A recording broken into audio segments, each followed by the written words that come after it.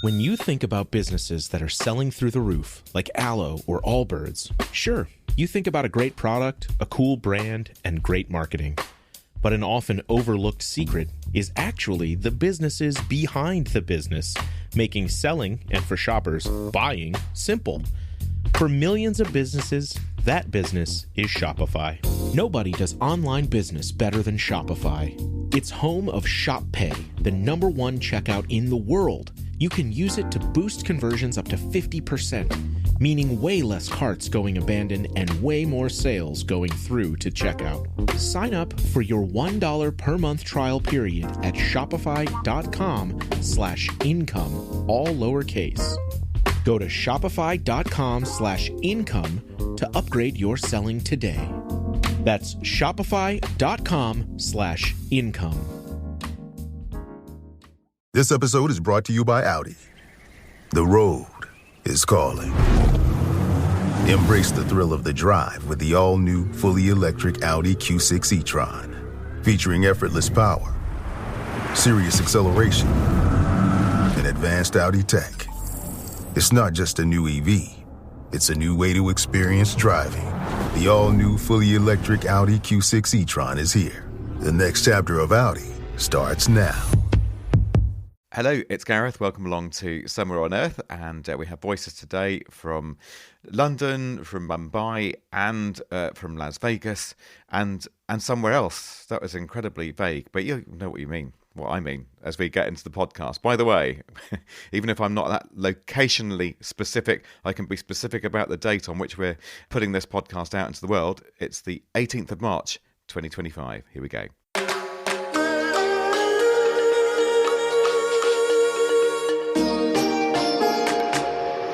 And joining me today is Shavi Sachdev, technology and science, primarily science journalist, but does technology, many strings to the bow, podcasting, you name it, and you do it from Mumbai, don't you? And how is Mumbai at this time of year then, Shavi?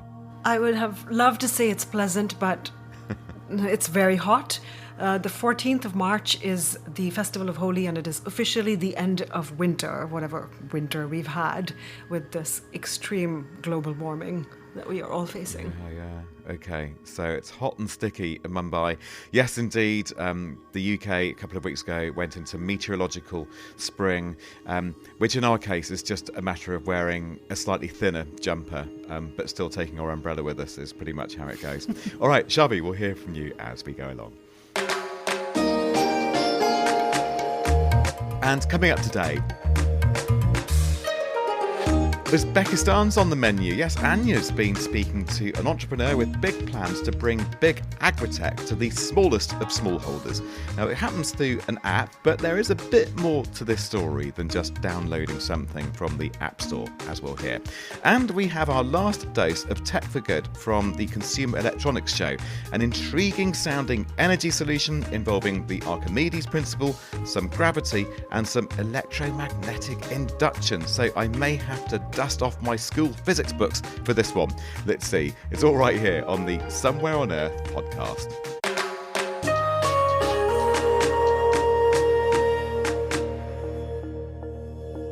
First then, Uzbekistan that now says it's taking on the world in areas like Agritech. That's what Ania's been hearing over the last week at the latest Web Summit in Doha. Uzbekistan's Deputy Digital Minister was at the meeting, but around the conference there were others from the country. One such attendee was Murod Khusanov, founder and CEO of a company called Growz. So that's Growz, not with like an S on the end, but with a Z, Growz, describing itself as a disruptive Agritech platform. It aims to help Uzbekistan's 5.5 million smallholder farmers to expand their businesses through smarter, more sustainable practices with the likes of fertilizer and pesticides, as well as helping the smallholders with their suppliers and connecting with customers. So lots going on under the bonnet there. Let's hear a little bit more from this conversation. Let's hear the whole conversation, actually. This is Ania talking to Murod of Growz. Uzbekistan is recently changing a lot, so there are a lot of reforms. So we've been lucky to be there at this point of time to move forward with the country, with the reforms that is taking, both in economic and digital sphere, but also to bring this digital solutions for good.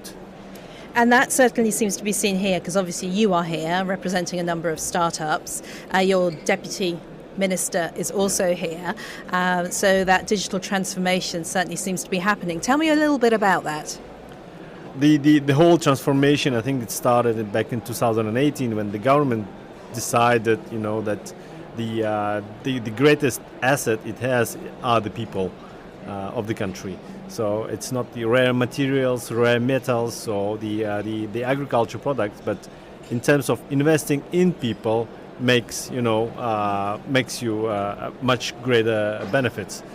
And it was decided that the government invest in both of resources, time, to digitally transform the country by educating people, by providing opportunities for digital startups like ours, or digital companies to prosper by creating a favorable conditions like zero taxes on incomes, or reduced taxes for your employees, and then and etc. So we don't pay VAT, and being a part of the IT park of Uzbekistan brings you this kind of benefits to focus on the products actually you are developing. So this is one part of the policies that the government is taking, but the other part is we've been here within this support of the government that brings a number of selected startups in the country to showcase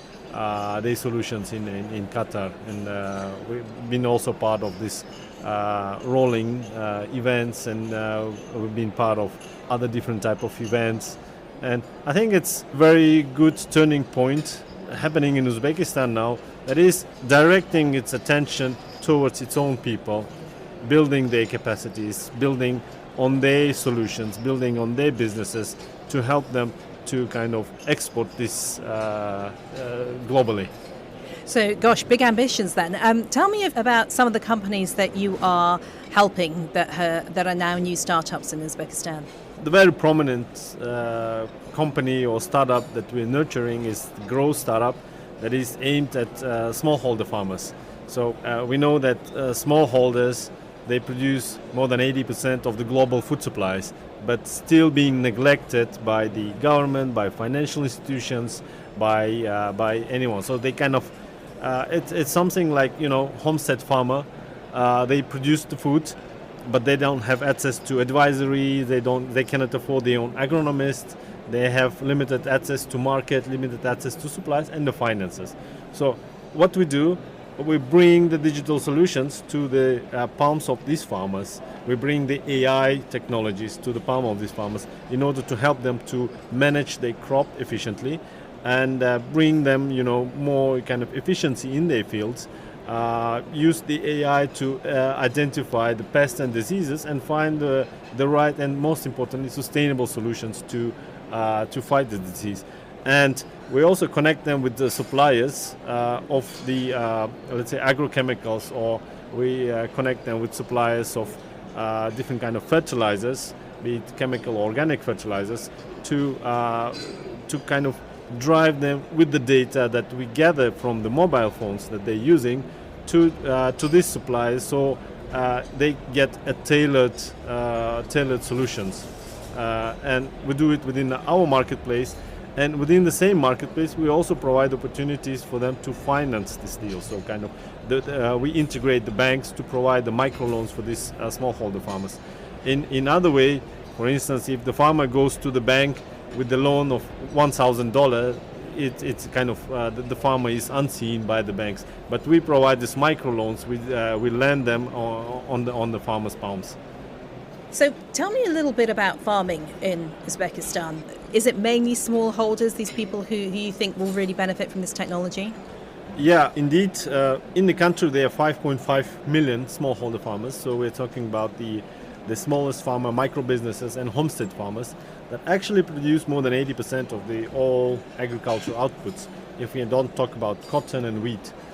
And the structure of this farming, first of all, they're not kind of incorporated. They cannot bear their bank accounts. They cannot, go for a loan or etc.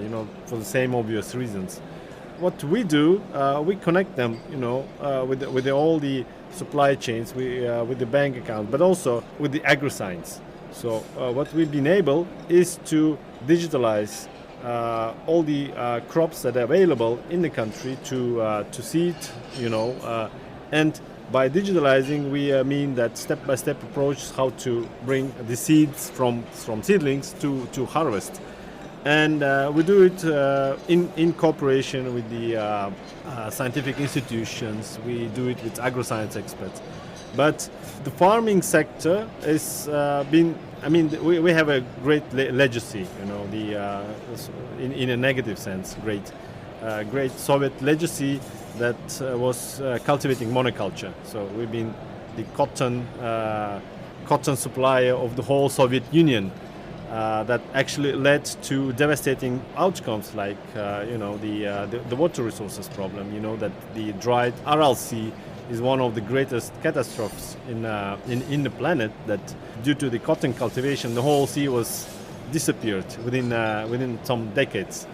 And this also brings a lot of environmental challenges and the water supply challenges, the degraded lands. And annually there are tens of thousands of hectares lands being out of cultivation because they're not kind of usable anymore. We have this problem of conventional farming. Farmers still do the business as usual, over fertilize, over poison the lands, actually the soil, which is essential for the agriculture products, for sustainability and for the environment.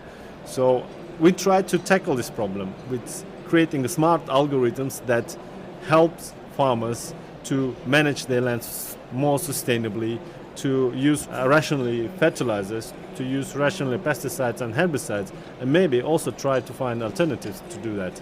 So if I'm a smallholder and I want to access this information, I want your help, how do I go about doing it? Is it as simple as downloading an app? Do I have to go online on a computer? Tell me more about the actual nitty-gritty technology. Yeah, it's an app available both for Android and iOS devices.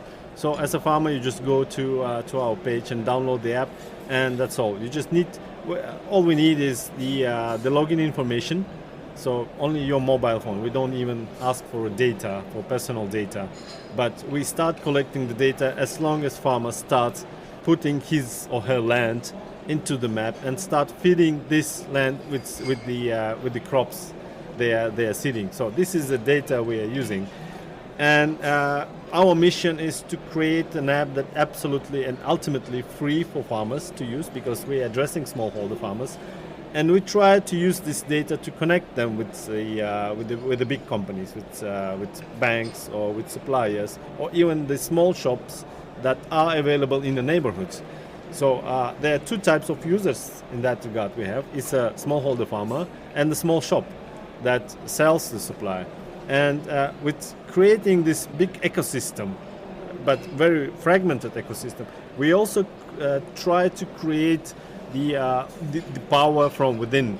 So the power that is able to influence the prices or influence the behavior of big companies like big importers, agrochemical companies, and even the government, to kind of direct them in a way based on the data for the supply, so for the financial products, for instance, that is essential and that is substantial for the farming.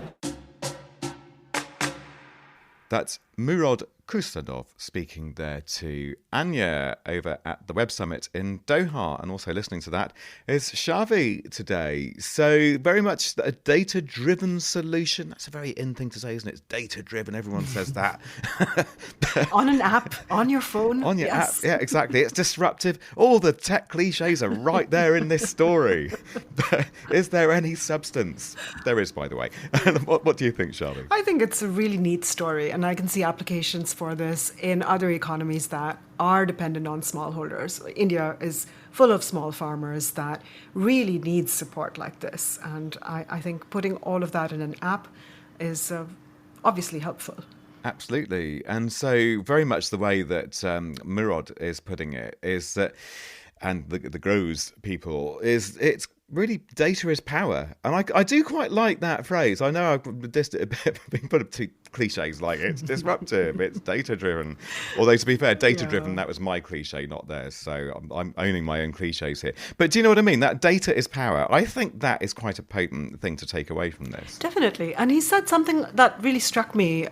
He told Ania that more than 4 million people in Uzbekistan are small business owners or smallholders, and a lot of them have this kind of data then in the palm of their hands, and that will only give them more points in which they can get better pricing, manage their supply better, procurement, and also then negotiating to sell it at a better price. Yeah, and a bit more bargaining power, because I'm sure when you're talking about a massive country and a sparsely populated country like Uzbekistan, these smallholders, probably very difficult for them to club together and really get any great sort of organised bargaining power. And I think the idea that through an app and through a community, they can come together and have a little bit more clout with the people they're bargaining with, you know, whether they're selling to them or if they're buying seed or what have you. I can imagine that's a pretty big deal. Yeah, sounds like the supply chain would be a little more sustainable, and it would, obviously data helps to benefit then everybody involved. All right, Shafi, thank you very much. And dear listener, by the way, the conversation between Ania and Murod Khusanov continues in the podcast subscription exclusive version of this podcast. So we would love it if you wanted to subscribe, by the way. Only $10 a month. And you get that extra conversation. And this time it will be with Murod Khusanov, CEO of Growz with a Z. And he's also the founder and chair of the Better Future Group.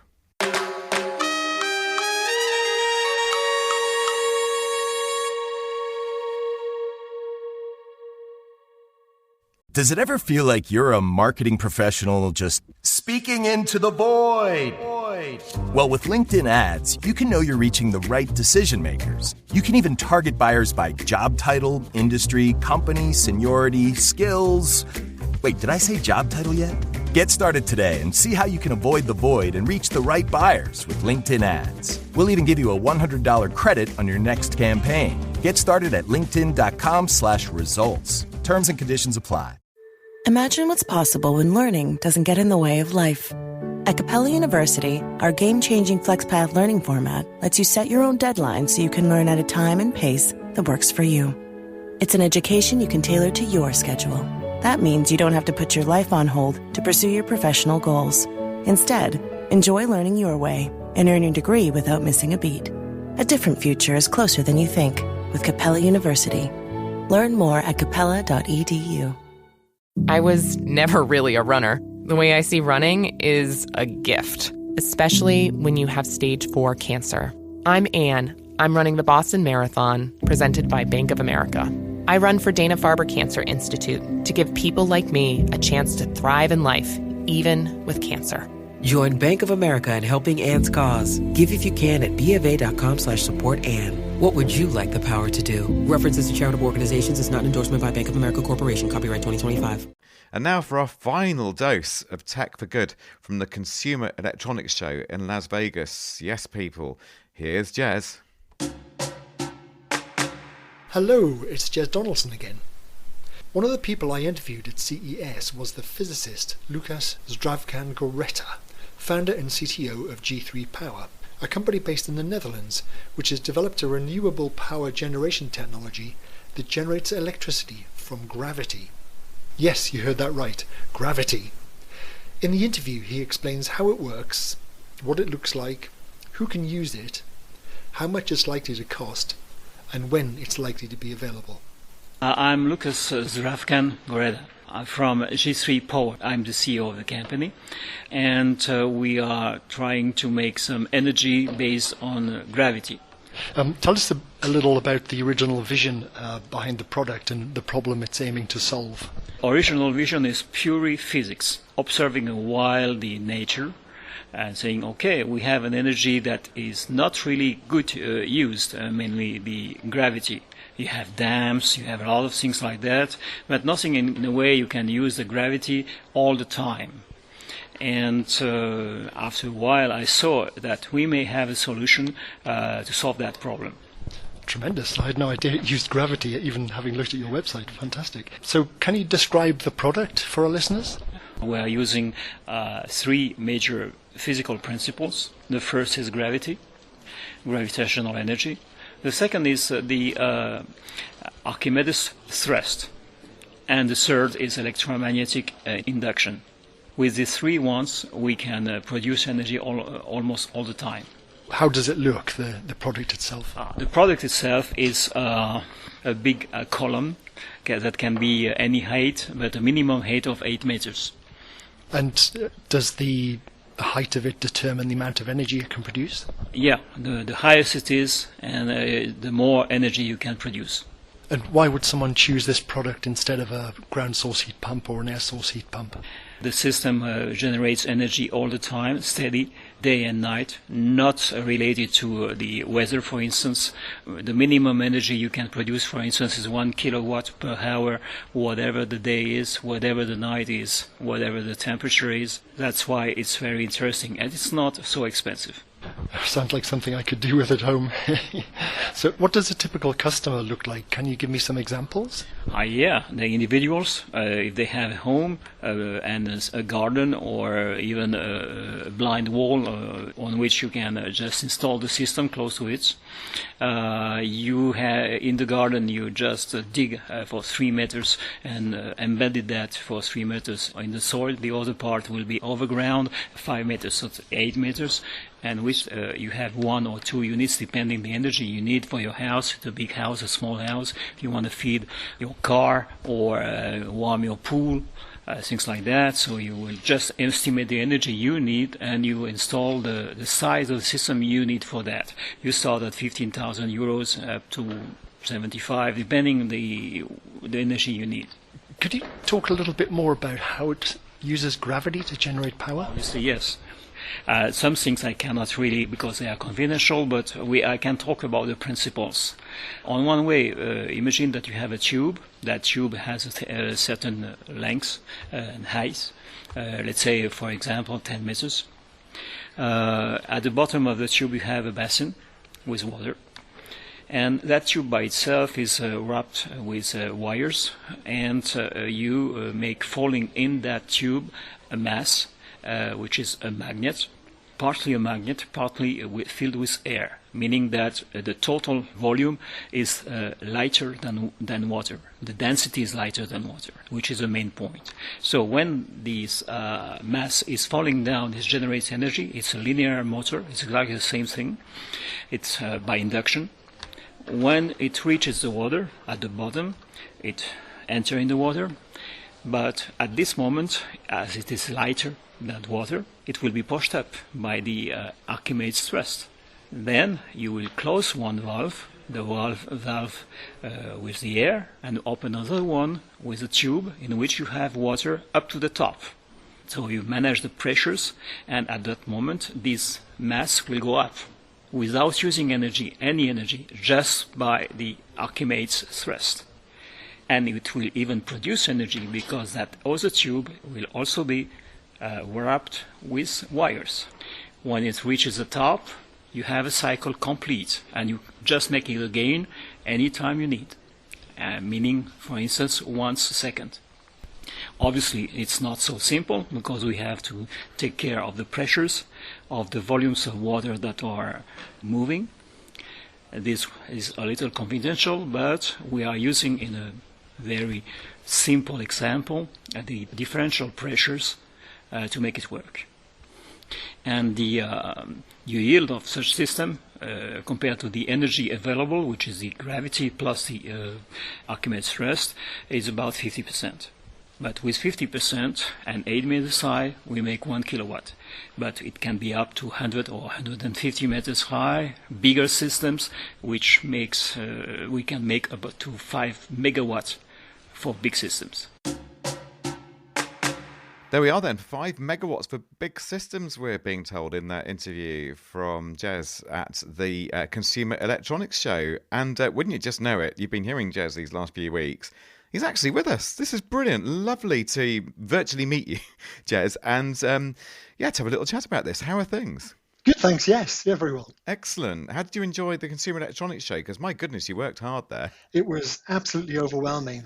140,000 attendees, 4,500 exhibitors. It was just a vast site, and being my first visit, it took a lot of effort to actually figure out what was where. Yeah, well, you interviewed half of them. How long were you there? I wish.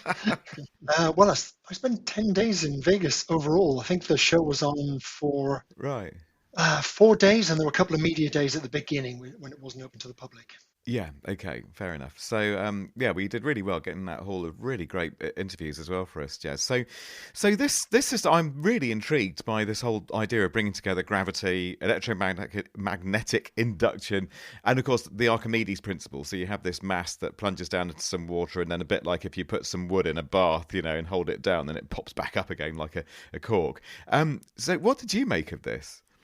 Well, it made sense once I'd thought through the physics of it. It's absolutely a revolutionary idea. I'd love to get one at home, to be honest. Oh, yeah, I know. Looking to replace our 30-year-old oil boiler, and I don't want to commit it to fossil fuels for another 30 years. So I'd be delighted if one of these things showed up on the market. This could be a solution. Yeah, I'd love to know more about what's actually going on. But of course, for IP reasons, your contributor couldn't really tell you. But wearing my skeptical hat, I can't help thinking it sounds a bit like a perpetual motion machine. Because I know they're switching in water, with these valves, and they switch it in and switch it out, so you're changing the differential pressure. But even to switch those valves on and off, you'd need some energy to do that. They're not just going to do it spontaneously. Unless... this is your contributor said, well, and there's some stuff that I can't tell you about. They found a way of making it energy free, or they're feeding that with solar energy or some other energy source. Yeah. But certainly before I invested in one, I think I'd want to know a bit more about the physics, I have to say, because if it's what it sounds like, if it's as good as it sounds, then they could solve surely the whole world energy crisis, couldn't they? This could be the new nuclear fusion. Yeah, the question in my mind was, how is the water managed? Because if you imagine if you have like let's say a U-shaped vessel with water in, and you're trying to make it go up and down to force this mass up and down, at some point it's just going to settle. It is, isn't it? Where the two sides are going to be equal. So you have to have some energy to push the water around, I'm sure. How that how much of that's used? Yeah. How much is generated from that compared to the amount is used is the big question, I guess. Well, that's right. That's what I'd want to know. Yeah, I just don't know how they're making this work where you get more energy out and significantly more energy. We're talking about kilowatts of electricity, kilowatt hours worth of power, getting more out than you put in. Like, what? Really? Yes. I'll have 10 if that works. Goodness, yeah. If I did the math right, then they're generating 730 kilowatt hours of energy, and a typical household actually needs only 900 kilowatt hours a month. So that's quite significant. He was saying that you could even power it back into the grid because there could be extra. Yeah, you can get two and stack them. So if you have a larger house, you can chain two together, and then surplus that you generate, you can sell back to the grid, just like an air source heat pump. Okay. Well, I'm intrigued. If it's as good as it sounds, then count me in. Definitely, I'll mortgage my house to buy a ton of them and try and sell them. But I don't know. I did something doesn't add up here for me. But he's convinced it. He's obviously paid all that money to go and exhibit it at the Consumer Electronics Show, and he must have some backing. So, Jez, did you see it? Did you see one? No, they're all graphics. I believe they have a prototype, which they're testing, and they plan to exhibit that to, I presume, to investors in California in the summer. And subject to how that goes, they're hoping to launch before the end of the year. Wow. Okay. Yeah. So fair enough. So he's just on some small exhibition stand at the CES, I'm sure. This guy and it was pretty big. Was it? Okay. Oh, he's doing well. All right. Yeah. Fair enough. Yeah. What do I know? Well, Jez, thank you so much for your reporting. And in fact, in the podcast extra, we're going to hear from you a little bit about you because had this intriguing, I hate using the word journey, but this intriguing career path or post-career path into journalism. And I can't wait to ask you about that. So we're going to put some of that into the podcast extra. But for now, Jez Donaldson, thank you so much. And for your brilliant reporting from the Consumer Electronics Show. I've really enjoyed your kind of mini, well, quite maxi series as it's turned out. It's been a pleasure. Thank you. That'll do for us today. Of course, don't forget we are with the Evergreen Podcast community, and we're a little community of our own as well, which you can stay in touch with. I'm sure you know all our details by now. And honestly, dear listener, please, if you don't get in touch about anything else this month, tell us what you think of this kind of system where you can use water and magnetic entities falling between coils, generating electricity. I'm sorry, I've explained it very badly, but you don't get what I mean. But tell me what you think I mean and what you think of it. That'd be lovely. Our production manager is Liz Tui. The editor is Ania Durovich. I'm Gareth. We'll see you soon. Bye-bye.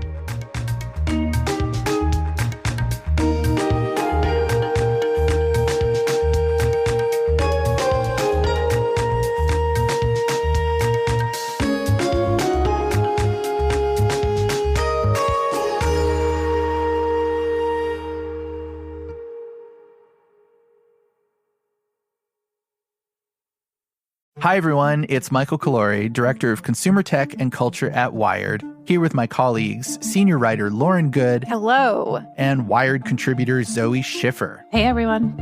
We're here to tell you about our new podcast, Uncanny Valley, a show about the people, power, and influence of Silicon Valley. Every week, we get together to talk about how technology and culture from the Valley is influencing our everyday lives. We dig into questions like, will we ever get our privacy back? Is OpenAI for real? And how are Silicon Valley billionaires impacting U.S. elections? The first episode of Uncanny Valley comes out on October 31st. Listen wherever you get your podcasts.